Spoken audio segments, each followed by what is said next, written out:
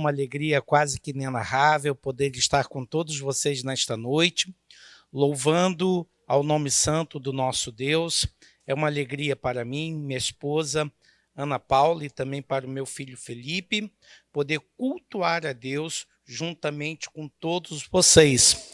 Poder rever a pastora Cris, que a última vez que nós nos falamos, há tanto tempo, ela não era pastora, eu também não era pastor, e tivemos assim um conhecimento mútuo da obra de Deus. Andávamos aí para o seminário de trem, voltávamos, e foi uma bênção, foi uma bênção. Eu tive a oportunidade de conhecer o seu pai, quando ainda estava com seus cabelos bem escurinhos, hoje está bem branquinhos, mas tive o privilégio de conhecê-lo. E também, nessa ocasião, também o nosso querido amigo Renato, pastor Renato, que tivemos a oportunidade de rever também um das nossas pós-graduação, que Deus continue abençoando, e alguns amigos, até mesmo alguns irmãos aqui, que já estiveram conosco ali na Casa Publicadora das Assembleias de Deus, quando lá estivemos trabalhando. Também ouvi falar do querido pastor José Reserva, que servimos juntos na Igreja do Senhor, ali em São Bernardo, ainda quando eu era um garotinho ainda, e tivemos a oportunidade de receber a ministração da palavra por esse servo de Deus. Que Deus possa abençoar a todos vocês, sempre quando eu venho em Belford Roxo, em qualquer uma das regiões aqui da localidade, eu sempre sou bem recebido, sou muito querido por muitos, como amo a muitos dos irmãos e igrejas aqui da Redondeza, porque fui criado aqui, até que o Senhor levou-me para Joinville. Lá fiquei em Joinville durante 12 anos, depois retornei para o Rio para trabalhar na Casa Publicadora das Assembleias de Deus, e atualmente estou locado na Faculdade das Assembleias de Deus, ali a FAECAD, em Vicente Carvalho. Meus queridos irmãos e irmãs, a pastora Cris, ela me passou uma responsabilidade muito grande. Eu não sei se vocês chegaram a ver ou observar o folder que ela mandou para mim. Ela mandou um lindo banner que parecia 2 fotos minhas pregando, mas não é tanto pela beleza da fotografia que estava embelezando aquele banner, que era a minha própria imagem, não é bem isso aí, mas pelo tema desafiante que ela havia enviado para que eu pudesse ministrar sobre aquele tema. O banner dizia: avivados na fé apostólica e nos atos do Espírito Santo. Eu falei, meu Deus, daqui é para uma conferência, um congresso de 1 semana para ministrar em cada um desses pontos. Avivados na fé apostólica e nos atos do Espírito Santo. E a cabeça, como pregador, começou a rodar a Sagrada Escritura. Bom, se eu for falar de avivamento, eu já tenho uma mensagem.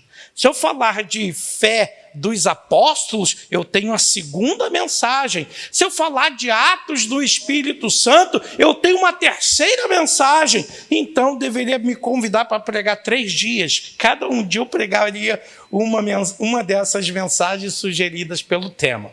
E logo a seguir, ela enviou-me, então, o texto que fundamentava todo esse grandioso tema, avivados na fé apostólica e nos atos do Espírito Santo, que foi o texto de Hebreus, que eu convido vocês a abrirem suas Bíblias em Hebreus, no capítulo 12.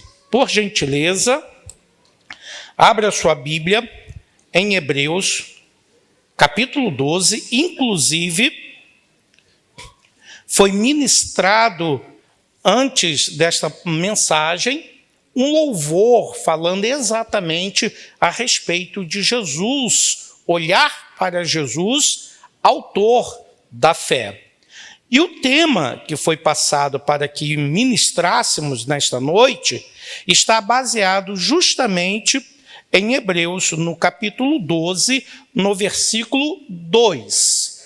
No entanto, embora tenha sido reservado o versículo de número 2, eu gostaria de ler o verso de número 1, número 2 e também o verso de número 3, que formam inicialmente uma ideia completa dentro dessa perícope, dentro desse parágrafo. E assim, portanto, vamos ver o que Deus preparou para a sua igreja nesta noite. Acharam o texto? Quantos acharam? Diga amém. Amém. Muito bem. Diz o texto, Hebreus capítulo 12, versículo de número 1, 2 e 3. Estou lendo na Almeida Revista Corrigida, vai dar alguma diferença em relação à NVI, não é isso? Que a NVI é uma tradução funcional e a corrigida é uma tradução literal idiomática, então acaba havendo diferença entre as duas. Vamos lá. Versículo 1, 2 e 3 diz: portanto, nós também, pois que estamos rodeados de uma tão grande testemunha, deixemos todo o embaraço e o pecado que tão de perto nos rodeia e corramos com paciência a carreira que nos está proposta, olhando para Jesus, autor e consumador da fé, o qual, pelo gozo que lhe estava proposto, suportou a cruz, desprezando a afronta, e assentou-se à destra do trono de Deus. Considerai, pois, aquele que suportou tais contradições dos pecadores contra si mesmo, para que não enfraqueçais, desfalecendo em vossos ânimos. Amém? Meus irmãos, todos nós já sabemos muito bem que aquilo que nós costumamos chamar de epístola aos Hebreus não é, na verdade, uma epístola em sua fórmula formal. A epístola aos Hebreus não traz a identidade que caracteriza uma epístola, que é o chamado apostolicon, que são as estruturas iniciais de uma carta. Quando você lê a epístola de Paulo aos Romanos e aos Coríntios, por exemplo, você identifica que Paulo se apresenta, apresentando o seu próprio nome. Paulo fala da sua eleição como apóstolo. Paulo saúda a igreja e traz um propósito pelo qual ele está escrevendo aquela missiva, aquela carta, aquela epístola. A epístola que nós chamamos de epístola aos Hebreus já não traz, portanto, essa estrutura. Você não sabe o nome da pessoa que escreve a epístola. Você sabe que essa epístola é entregue a uma comunidade, mas não sabe qual é essa comunidade, porque ele não a identifica, e ele começa esta carta mais na forma de um discurso, de uma pregação, de uma homilia, do que diretamente como uma carta. É por isso que há nessa chamada homilia, que nós chamamos de carta, tanta disputa a respeito se seu autor realmente era o apóstolo Paulo, pelo fato de Paulo identificar-se em boa parte de suas epístolas e aqui não haver qualquer identificação. Seja como for, é sabido que esta homilia, que tem também um formato redacional como de uma carta, ela também traz o modelo da forma dos discursos e homilias dos judeus entre os helênicos, o que seria, portanto, de uma carta dirigida a uma comunidade judaica helenista, isto é, formada por judeus que pertenciam à tradição como também a identidade grega. E é nesse caso, portanto, que a epístola ela se insere. Esta igreja começou com uma grande força. Essa igreja começou muito viva. Esta igreja estava muito fortalecida. E passado cerca de 30, 40 anos, esta igreja começou, portanto, a apagar.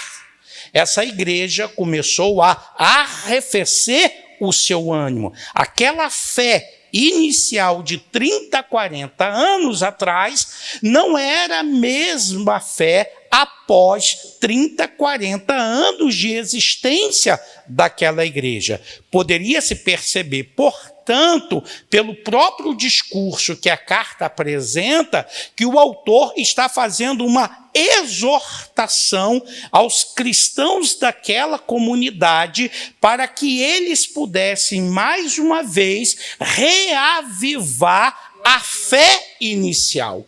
Era necessário, portanto, que aquele mesmo ânimo, que aquela mesma perseverança, que aquela mesma força inicial, ela continuasse movendo e mobilizando a igreja.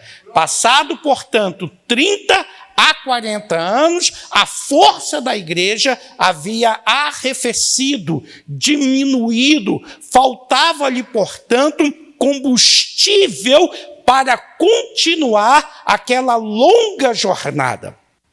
E o escritor, portanto, ele vai fazer uma apologia, uma defesa à pessoa de Jesus Cristo, apresentando-o como sendo o melhor sacerdote, a melhor aliança, como sendo melhor do que Josué, como sendo melhor do que os anjos, sendo, portanto, o Filho que fala por meio do Pai.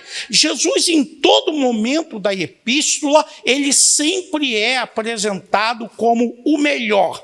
Ele é melhor do que tudo e do que todos. Ele é melhor do que Moisés, ele é superior a Abraão, ele é um capitão superior a Josué, ele é um guerreiro superior a Sansão. Jesus Cristo, tudo é melhor e superior a qualquer personagem do Antigo Testamento, e a sua palavra é muito mais poderosa, é muito mais eficaz do que a palavra dada a qualquer um dos profetas. E é assim que o escritor aos Hebreus abre a sua epístola, falando que Deus houvera falado de muitas maneiras e de muitas formas pelos pais, os patriarcas e pelos profetas, mas nesses últimos dias nos falou por meio do Filho. Não fala mais por meio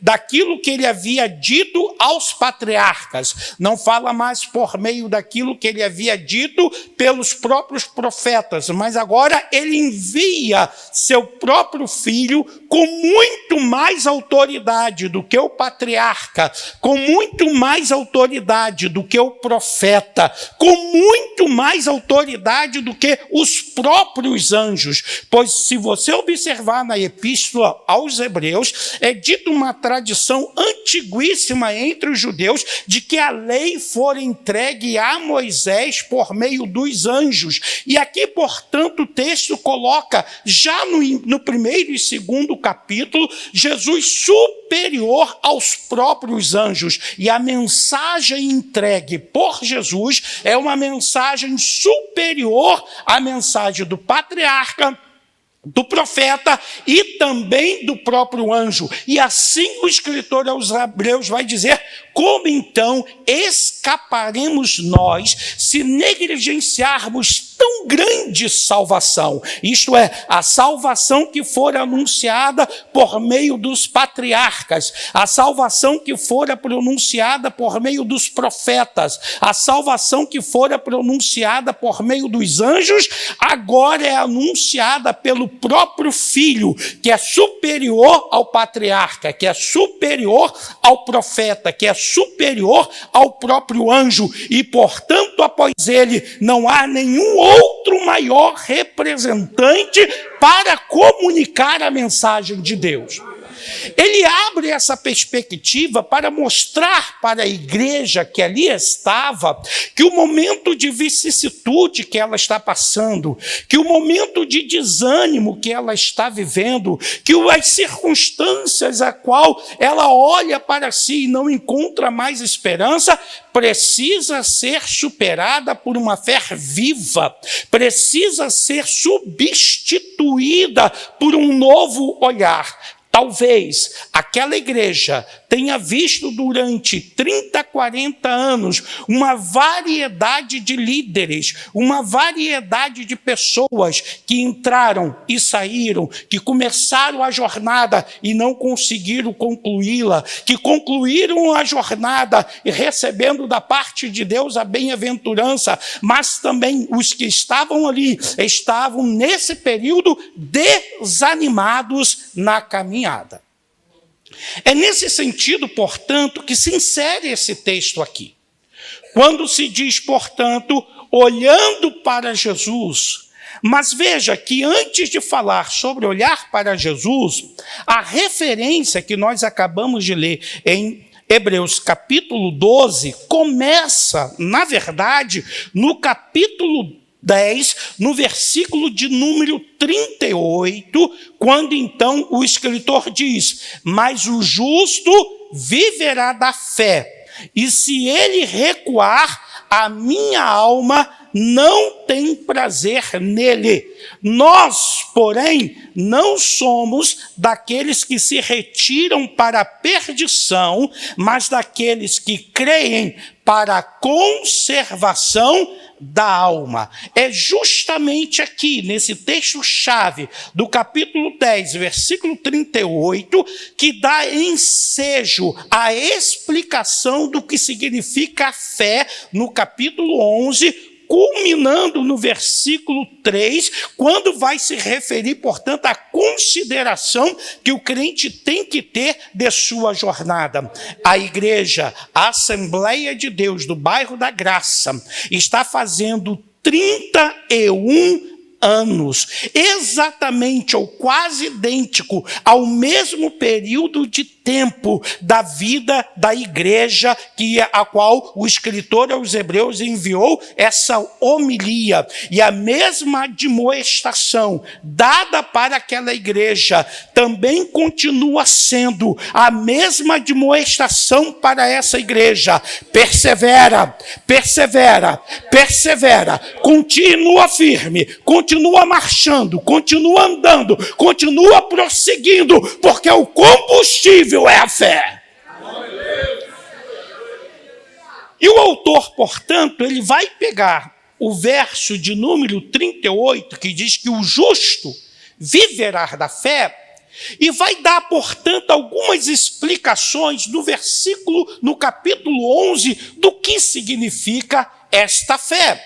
Ele identifica que há, na verdade, dentro do contexto veterotestamentário, um conjunto, uma gama enorme de personagens que servem-nos como exemplo.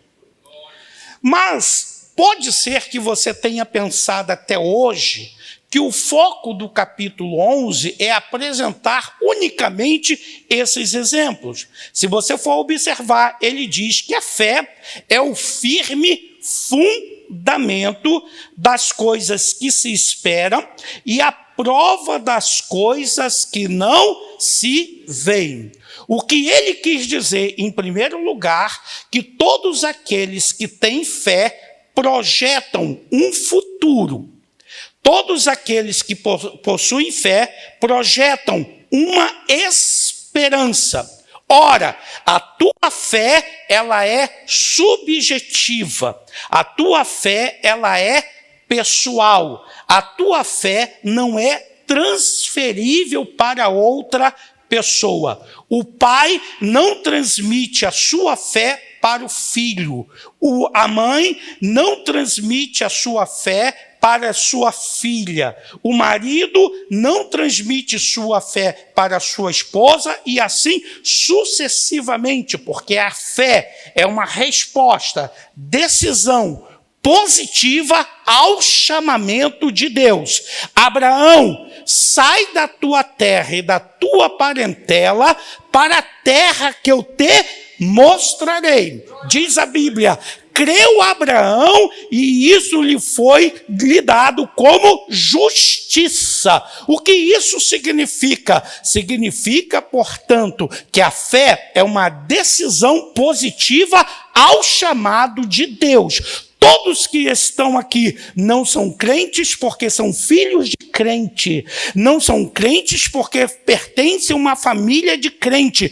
Porque o chamado, a fé, ele é individual, ele é específico. E você, portanto, tem que responder ao teu chamamento. Se Deus lhe chamou, como chamou a Samuel, pelo nome, Samuel, Samuel, tu tens que responder à chamada de Deus para a tua vida. Se Deus te chamou como chamou Abraão, Abraão, sai da tua terra e da tua parentela. Você deve responder a esse chamamento. Deus chama a cada um individualmente e cada um é responsável pela decisão de fé quando obedece ao chamamento de Deus. Acontece que o chamamento de Deus a Abraão tem muito a ver com o que nós estamos falando e com a epístola aos Hebreus. Em primeiro lugar, porque a chamada de Deus a Abraão exigiu que ele respondesse positivamente. E essa resposta positiva é o que a Bíblia chamou de fé. Quando você, portanto, não responde positivamente o chamado de Deus para a tua vida, é o que a Bíblia chama de incredulidade. Você não creu e por isso não respondeu com confiança. No caso de Abraão especificamente, Deus lhe faz uma promessa. É nessa promessa que Abraão confia. Então, portanto, o que nós temos é a subjetividade da fé de Abraão. Ele, portanto, confia em Deus. Mas essa fé é concreta, porque não se trata unicamente da fé numa promessa. Se trata da fé numa pessoa. E nesse caso especificamente, a fé que está sendo tratada aqui não é a fé como um conjunto de doutrinas, como diz Judas na sua epístola, que devemos batalhar todos nós conjuntamente pela fé que uma vez nos foi dada. E ali ele está falando de um corpo de doutrina.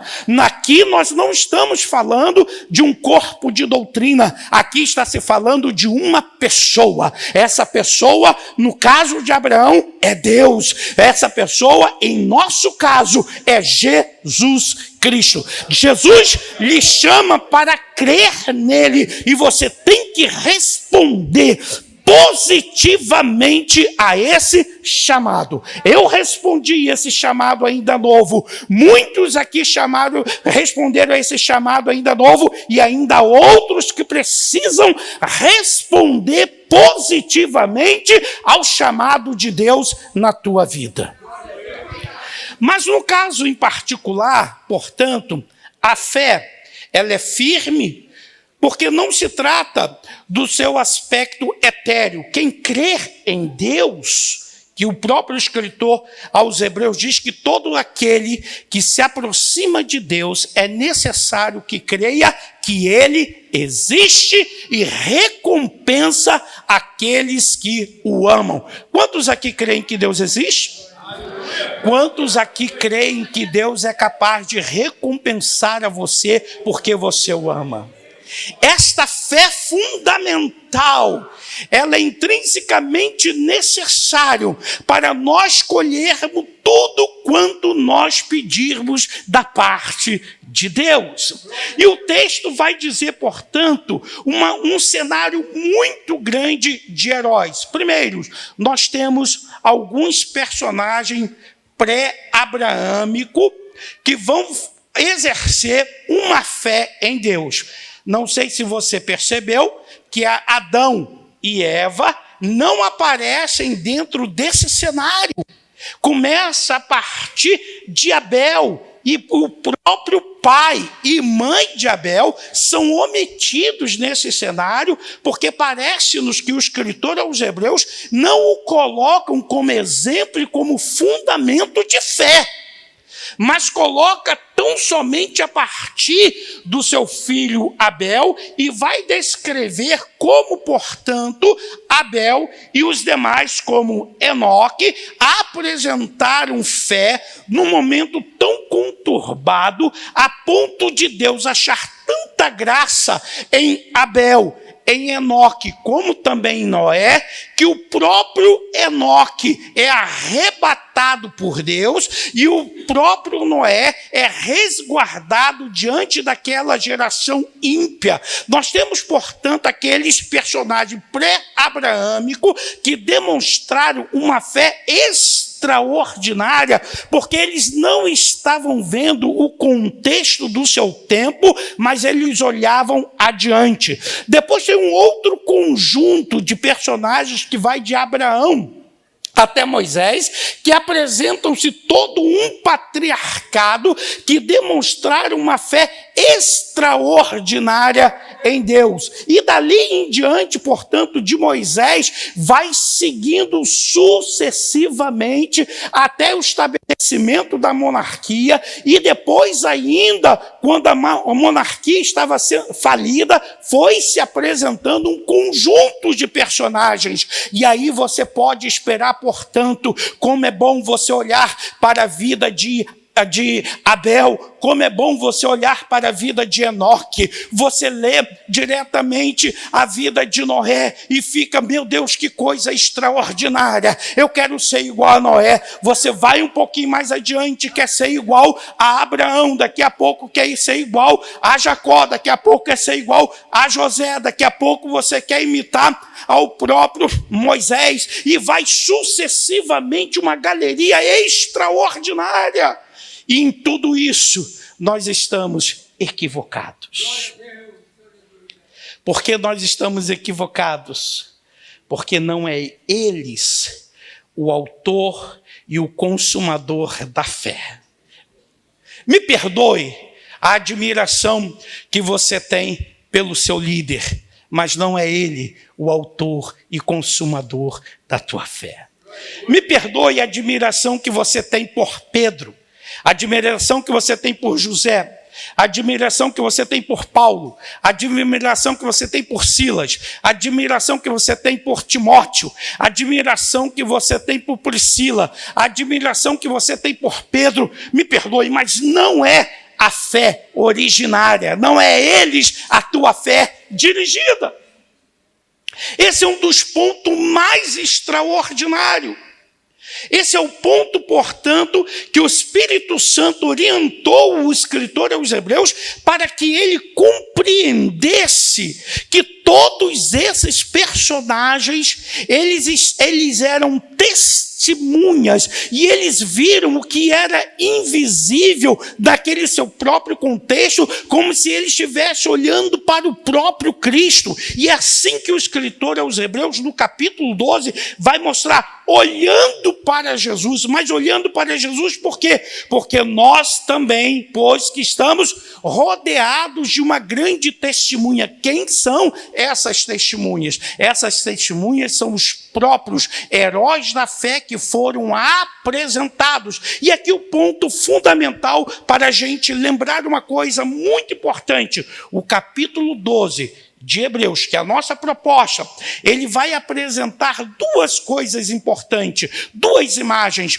duas figuras para aquela igreja que estava cansada, que precisava, portanto, de força, que precisava de combustível. Ela tinha, portanto, os heróis da fé no passado, que testemunharam em sua própria vida, suas agruras, suas dificuldades, suas vicissitudes, tudo quanto eles tiveram que suportar, tudo quanto foram contra a própria fé que eles manifestavam. E o escritor vai dizer que alguns deles morreram sem ver o cumprimento daquilo que eles criam, mas eles permaneceram perseverantes até o final, porque eles sabiam que a emuná, que a promessa, que a fidelidade de Deus era a coisa mais concreta que eles tinham, e eles não estavam confiando numa palavra, eles não estavam confiando numa promessa, eles estavam confiando no próprio Deus que havia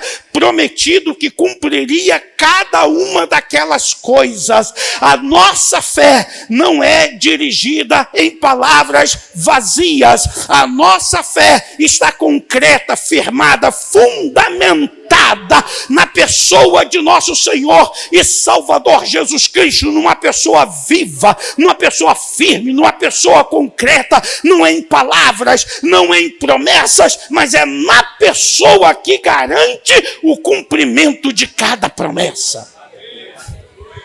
E aquela igreja, portanto, que vira todos esses personagens, ele as exorta para que aprendessem com o exemplo de sofrimento de cada um deles, como se dissesse: não é hora de esmorecer, não é hora de fraquejar. Também antes de nós vieram muitos que não viram as promessas de Deus cumprindo-se em suas vidas, cumpriram para a sua posteridade, mas eles mantiveram a sua fé firme, e você precisa manter a tua fé firme, ainda que tudo pareça contraditório àquilo que tu crê, ainda que a tua esperança parece loucura, você precisa manter firme essa confiança, porque você não está confiando em palavras vazias, palavras etéreas, palavras abstratas, você está crendo numa pessoa viva,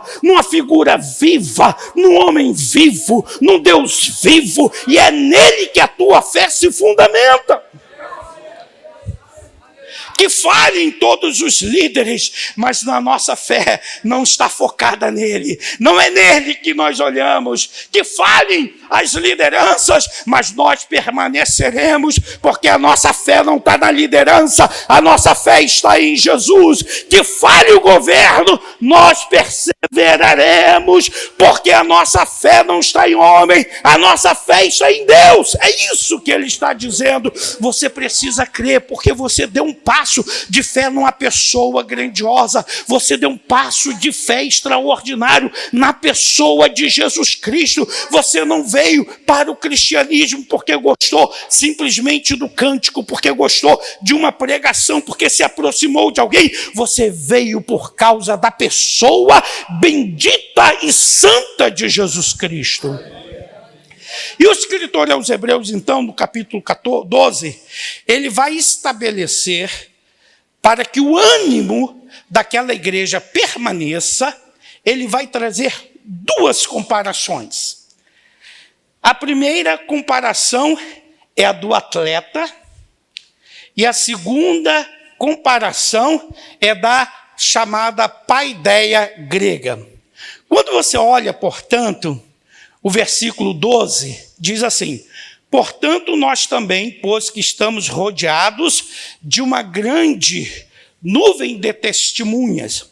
A imagem que parece que o escritor aos Hebreus evoca, preste atenção, é de o gladiador ou de um corredor grego dentro do estádio.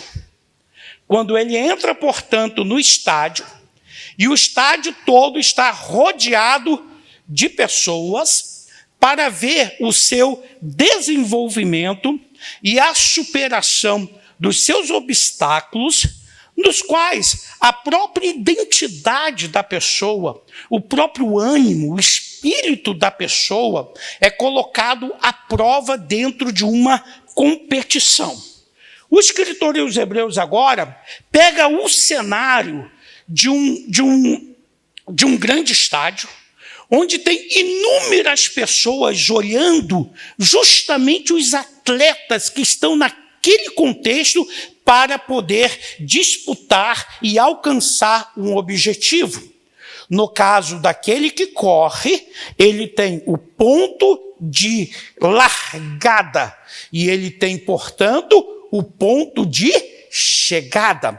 É necessário, portanto, e todas as testemunhas estão ali para ver justamente o seu desenvolvimento. Mas acontece, no entanto, que esses estádios gregos, que essa maratona, que esses atletas gregos, muitos deles que estão ali disputando, sendo escravos, têm diante de si, olhando para si, para aquela toda a plateia, ele tem um imperador presente que pode ou não libertá-lo ou condená-lo à morte. Ele tem todo o Senado ali presente, todas as autoridades estão num lugar específico e podem decidir sobre a vida deles. Tem os donos de escravos, os dôminos, os senhores que podem conseguir ou não vendê-lo por um bom preço, ou então ele ser desfavoravelmente vendido no mercado de escravo por causa do seu fracasso. A tensão do atleta que está ali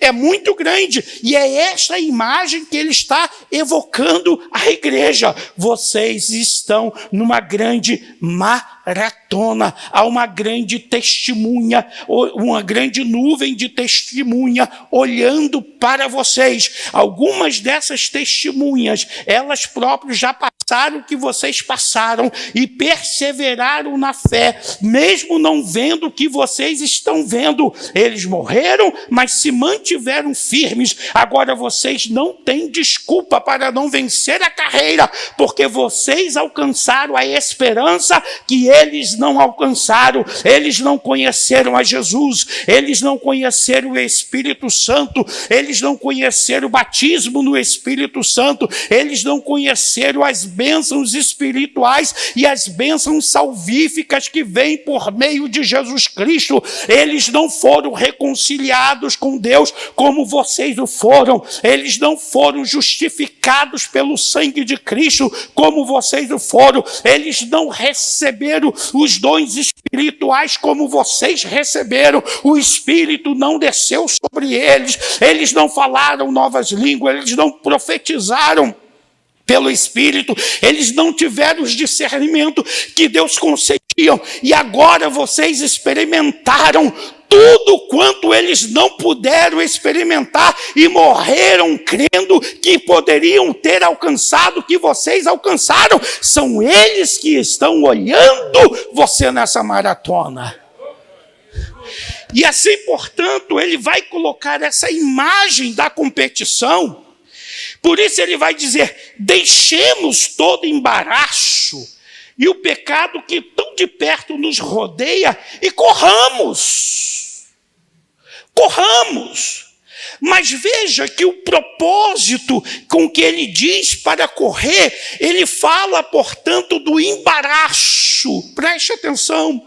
O que são esses embaraços? Os embaraços seria nada mais e nada menos do que as ataduras, as amarras que vêm sobre o competidor, que poderia, portanto, impedir que ele se locomovesse com mais velocidade, que ele usasse os seus próprios braços como a forma de impulsionar mais a sua corrida. E ele diz nesse caso aqui que como esses embaraços, essas ataduras poderiam prejudicar o atleta da corrida, ele diz, portanto, que é o pecado que nos impede de correr corretamente, que é o pecado que nos impede de darmos uma largada muito positiva, que é o pecado que não nos permite correr em direção à vitória. Por isso ele manda para que se desate, por isso que ele mande para que você se balance, por isso que ele mande que você retire toda essa atadura para que você possa correr sem nenhum tipo de impedimento. O que é que está lhe impedindo nesta noite de completar a tua corrida? O que é que te impede? Fala para o Senhor, não fala para mim. Fala para Deus o que é que te impede de correr. O que é que te impede de correr? Você está à procura de sucesso e o sucesso te impede a carreira cristã? Você está à procura de um diploma e o diploma te impede de alcançar a vitória cristã? O que é que te impede? O que é que te impede? Aqui está se falando, portanto, que nós devemos nos desatar de tudo e qualquer coisa que nos impeça a nossa carreira. Ele identifica que dentro da comunidade aos hebreus, tem crentes que não se desenvolvem mais, porque estão atados, embaraçados, com as pernas presas, acorrentadas, com os braços algemados por coisas que impediam que ele tivesse velocidade na largada, e em vez de ele, portanto, correr para a carreira que estava proposta, ele estava atado, preso. O que é que te prende? O que é que te prende de ser um grande pregador da palavra de Deus? O que é que te prende para ser um grande professor da palavra de Deus? O que é que te prende para ser um grande diácono, um grande presbítero, um grande obreiro, um grande pastor, uma grande pastora? O que é que te impede de seguir a carreira que Deus propôs para você? E a fé é justamente você se largar de todo esse embaraço e correr para a carreira que lhe está proposta. Se você pegar a minha Bíblia, que não está mais comigo, que eu doei, junto com a minha biblioteca para a igreja de Petrópolis, no final desse texto aqui, de Hebreus capítulo 11, eu coloquei um outro versículo, mas não vou cair naquele texto de Apocalipse que diz que quem acrescentar será punido, não, viu? Aquilo é outra coisa. E eu fiz uma ressalva aqui, ó, pela fé. Esdras e Ana deixaram o Rio de Janeiro para abraçar a carreira que lhes estava proposta. Eu e essa senhora aí, ó. Largamos tudo aqui sem conhecer ninguém e fomos para o lugar que Deus nos chamou para nós irmos sem absolutamente nada. Eu fiz isso pela fé. O que é que te prende? Qual é o embaraço? Você já deveria ser mestre e ainda está precisando ser tratado como bebê.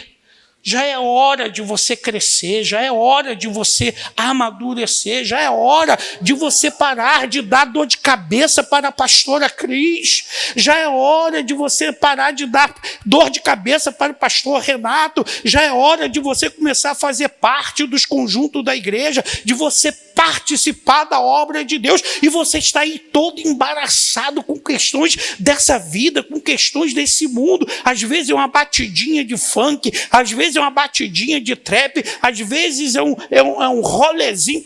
Não deixa que absolutamente nada disso te atrapalhe. Sacode, balança as ataduras que te prendem.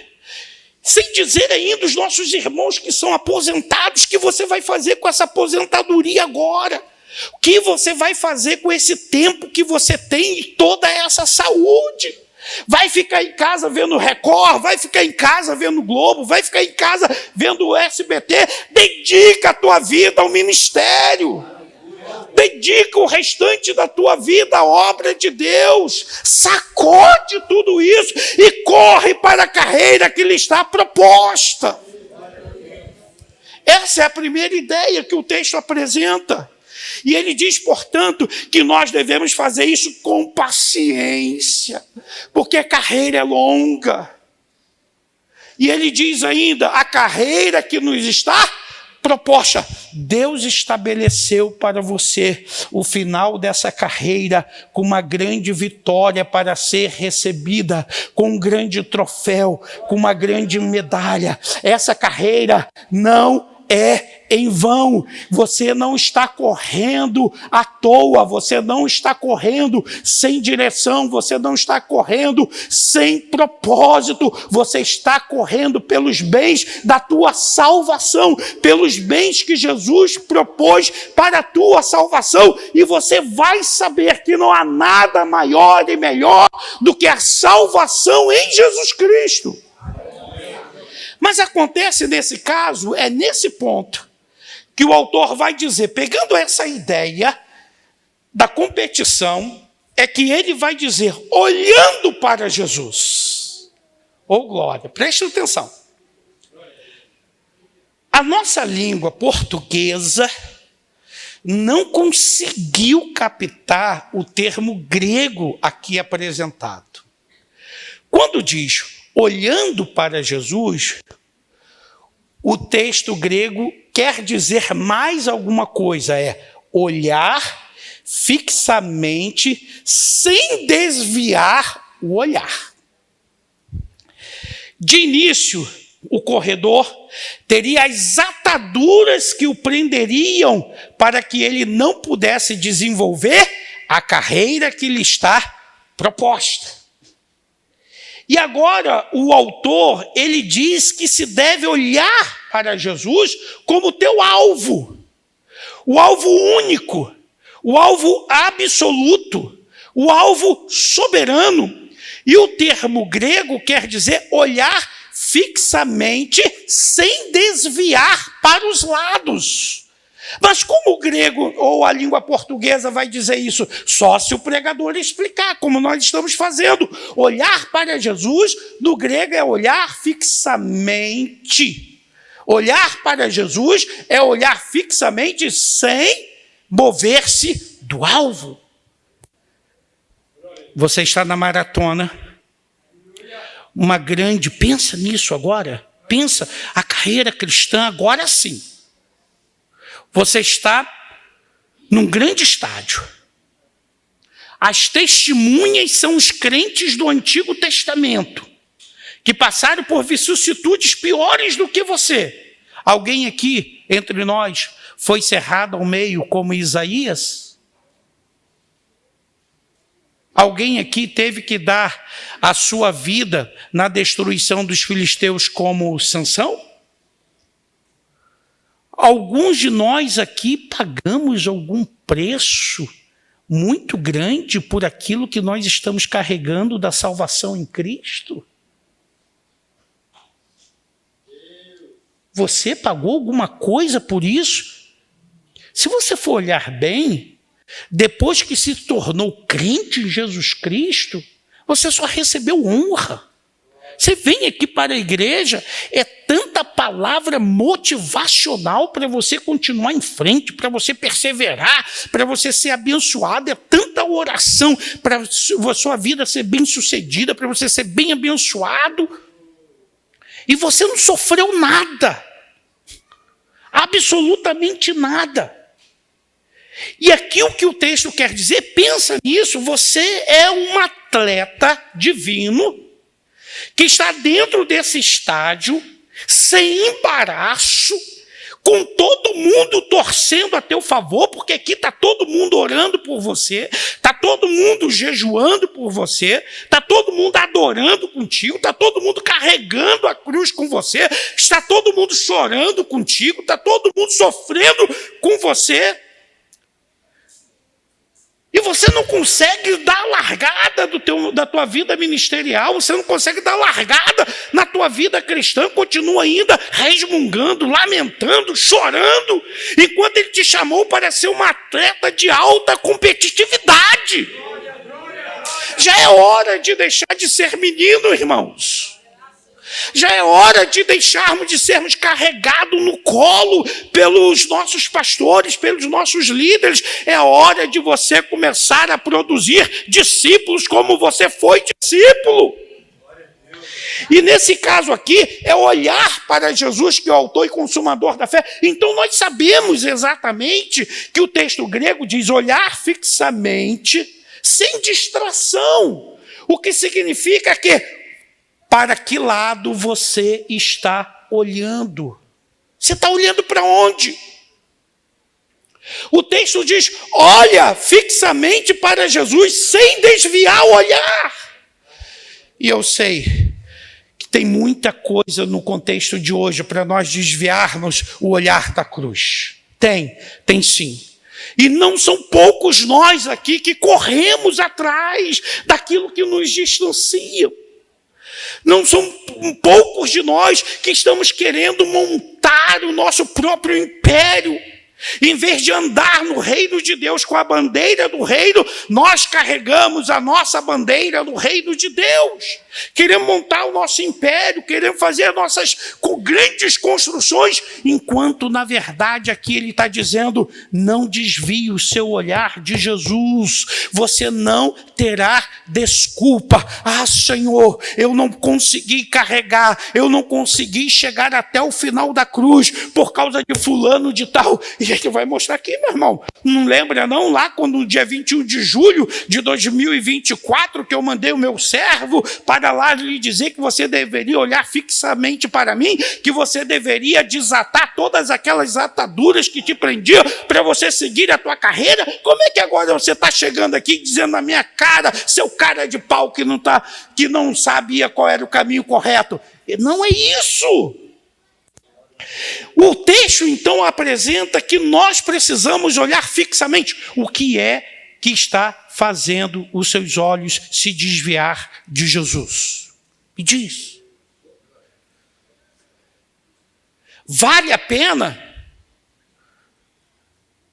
quando você desvia o teu olhar fixamente de Jesus para o sucesso? É isso que você quer? Vale a pena? Quando você desvia o olhar de Jesus para o orgulho, é isso que você quer? Você quer autonomia? Deus te dá autonomia. Mas depois você será responsável, como uma pessoa de responsabilidade e decisão, pela autonomia que lhe foi dada. E o texto vai dizer então, olhando para Jesus, autor. Aqui o texto original nos fala que autor pode ser entendido como príncipe. A palavra grega aqui, no original, aparece no texto grego da Septuaginta várias vezes como príncipe, como líder, como capitão. É a mesma palavra para príncipe.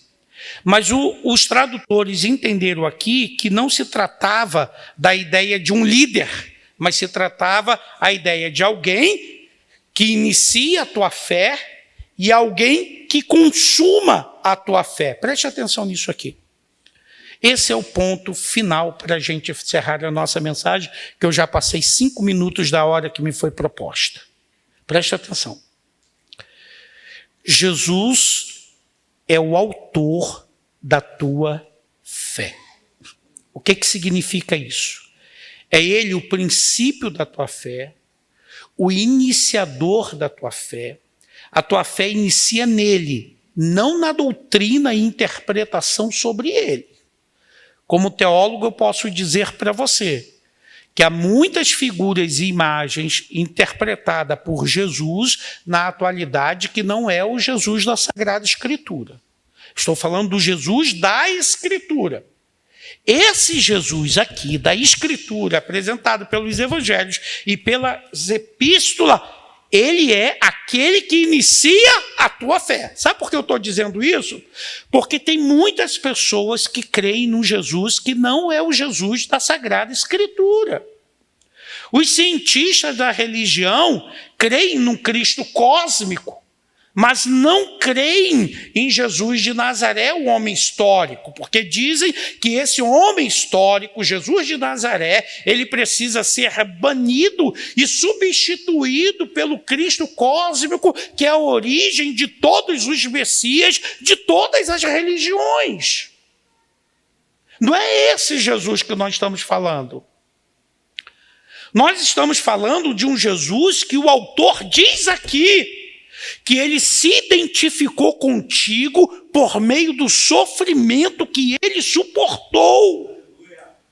Não está falando de um Cristo cósmico, ele está falando de um Cristo humano que sofre como você sofre, padece como você padece, e que, vendo, portanto, a alegria da salvação que estava proposta, ele suportou a vergonha da cruz. O que o texto quer dizer está muito claro, que existe uma proposta de Deus para a tua vida, mas o preço que pode ter que você pagar é o da vergonha de manter a tua fé nele. E você tem que escolher esse preço por causa da vitória futura que lhe está proposta. Quantas pessoas você já não conheceu que abandonaram a Cristo porque tinham vergonha dele? Esse largou, portanto, a proposta, perdeu a carreira, perdeu a fé, enquanto aqui se está falando, na verdade, que o exemplo do Cristo é do Cristo que suportou a cruz. Suporte, minha irmã. Suporte, meu irmão. Nós oramos aqui por uma irmã que estava doente. Mas e se Jesus não te curar? Tu vai perder a fé? Se Jesus não lhe der o que você pediu, você o abandona?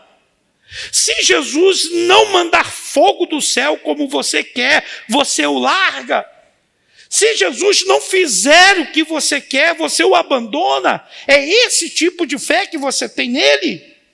Não, você tem que amar, porque em tudo ele se identificou com você do sofrimento. Por isso, mesmo que ele não te cure, ele sabe a tua dor, a tua enfermidade.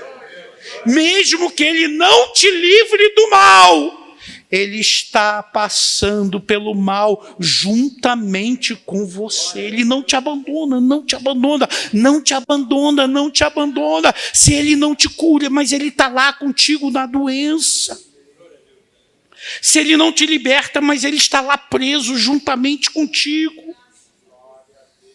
Ele está contigo, e é isso que o autor quer dizer. Manter a fé no autor e consumador da nossa fé, que é Jesus Cristo. Que Deus abençoe a todos, em nome de Jesus. Me desculpa aí pelos 10 minutos que eu tomei a mais, e que o Senhor Jesus lhes abençoe. Muito obrigado.